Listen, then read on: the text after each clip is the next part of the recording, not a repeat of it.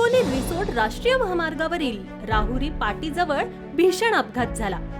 या अपघातात 2 तरुणांचा जागीच मृत्यू झाला आहे। अज्ञात वाहनाच्या धडकेत त्यांचा मृत्यू झाल्याची माहिती मिळत आहे। हिंगोलीच्या त्र्यंबक नाका राहुरी पाटी परिसरात हा भीषण अपघात झाला आहे। हा अपघात झाल्याची माहिती हिंगोली ग्रामीण पोलिसांनी दिली आहे। वैभव पाटील आणि शुभम पारसकर अशी अपघातात मृत्यू झालेल्या तरुणांची नावे आहेत। या घटनेने दोन्ही तरुणांच्या कुटुंबावर शोककळा पसरली। या तरुणांचा मृत्यू झाल्यामुळे परिसरात सर्वत्र हळहळ व्यक्त केली जाते।